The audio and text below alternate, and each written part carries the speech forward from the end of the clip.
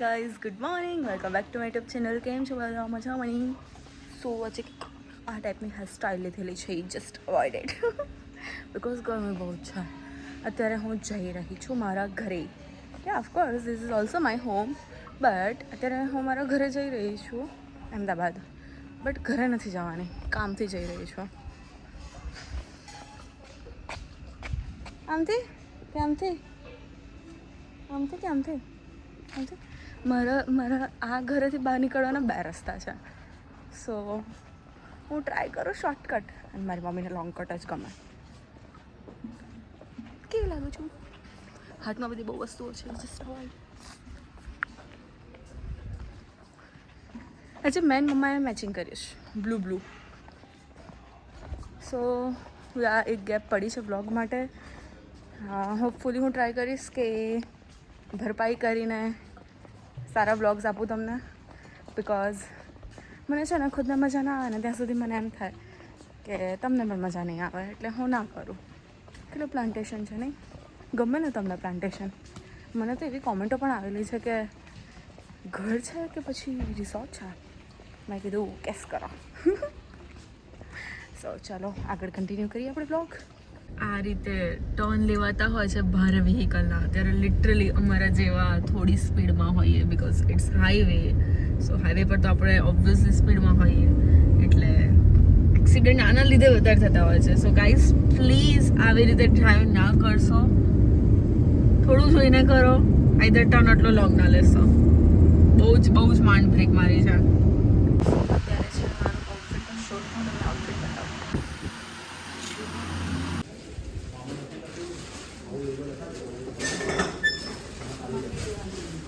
જઈ રહ્યા છીએ નીચે શૂટ લેવા માટેના. મને આઉટફિટ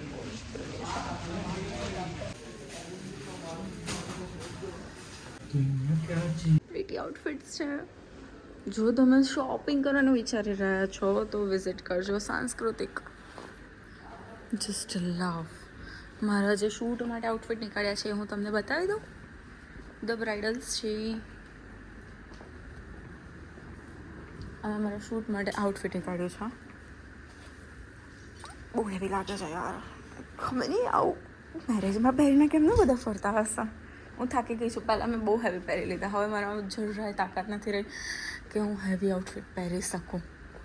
સો હું બિલીવ નથી કરતી કે હું કોઈ હેવી આઉટફિટ પહેરીશ. બહુ જ સિમ્પલ આઉટફિટ પહેરીશ જ્યારે બી પહેરીશ ત્યારે. બહુ પ્રીટી આઉટફિટ્સ છે યાર.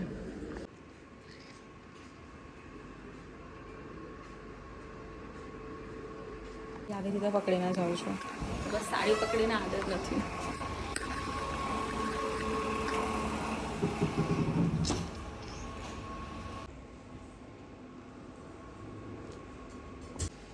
કેવું લાગે છે મમ્મા આઉટફિટ? આપણી શોપિંગ પૂરી અહીંયા જ. શોપિંગ પૂરી અહીંયા જ. ના હોય ગાઈસ, કોઈ શોપિંગ નથી કરી રહ્યું. હું શૂટ માટે જ આવી છું. ઓબ્વિયસલી તો આવી ગઈ અંદર. ભૂખા લાગે છે. શૂટ કમ્પ્લીટ થઈ ગયું છે ઓલમોસ્ટ. થાકું જ લાગે છે. કેમ? જગન્નાથ ભગવાનના અત્યારે અમે જગન્નાથ ભગવાનના દર્શન કરવા માટે જઈ રહ્યા છીએ. ચલો, હું આ મંદિરે ફર્સ્ટ ટાઈમ આવી રહી છું.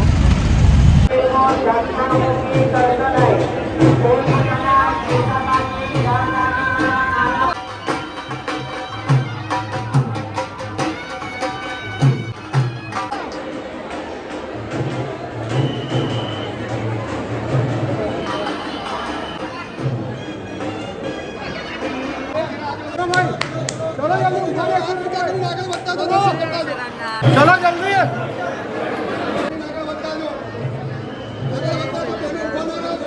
चलो बना दो. चलो बराबर.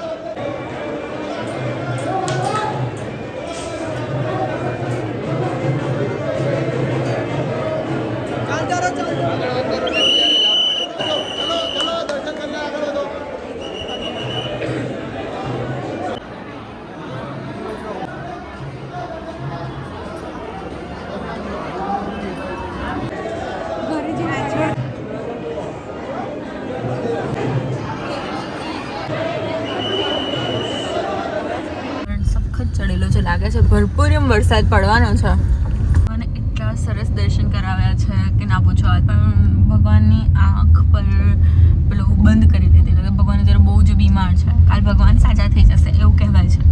સો બહુ જ મસ્ત દર્શન થઈ ગયા. ફોન ડેથ થઈ ગયો. ખબર નહીં ક્યાંથી ક્યાં જવાનું બાપરે. માંડ બહાર નીકળ્યા હતા. લાઈક કેવું બહુ જ ભીડ હોય ને આપણે અંદરથી ટેન્શનમાં જઈને પાછો પ્રસાદ પણ મળ્યો. એક અંકલ આંટી ચાલતા હતા અને અમે લોકોએ પૂછ્યું કે કઈ જગ્યાએ પ્રસાદ હતો. એમ લાઈક કઈ જગ્યાએ પ્રસાદ હતો બિકોઝ અમને ખબર નથી. તો એમને કહ્યું અંદર બહુ જ ભીડ છે, બહુ જ લાઈન છે એમ. પછી અમે ચાલવા માંડ્યા હતા કે 1 મિનિટ ઉભા એટલે લેતા જાઓ પ્રસાદ. એમની જોડે બે હતા. એમને અમને આપ્યો. વાવ સ્વીટ પ્રસાદ માલપુડા અને ગાંઠિયા. અને લિટરલી લોકોનો હાર્ટ કેટલો પ્યોર હતો કે એમને કહ્યું કે લઈ લો એમ. મમ્માએ બહુ જ બ્લેસિંગ્સ આપ્યા છે. એમને એવું કીધું ખાલી બ્લેસિંગ આપો બીજું કંઈ જ નહીં. So we are so much blessed. Okay તમે પણ ખાઈ લો થોડો થોડો પ્રસાદ. કેટલું મસ્ત વાતાવરણ છે. મસ્ત સન દેખાઈ રહ્યો છે.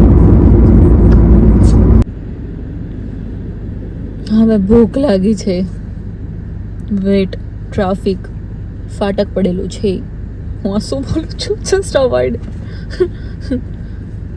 સો આજના મેન્યુમાં છે શ્રીજીના વડાપાઉં. આઈ જસ્ટ લવ શ્રીજીના વડાપાઉં. તમે કેટલા મારા જેવા છો કે જેને શ્રીજીના વડાપાઉં બહુ જ ભાવે છે? Just love it.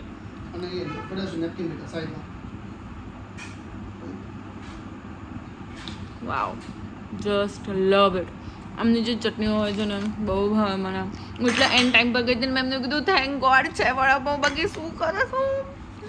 સો આજનો બ્લોગ અહીંયા જ કમ્પ્લીટ કરું છું. બહુ જ થાકી ગઈ છું. Thank you so much for watching. મળી જલ્દીથી નવા બ્લોગ સાથે. તમે લાઈક શેર અને સબસ્ક્રાઈબ કરજો મારા બ્લોગને. Bye bye.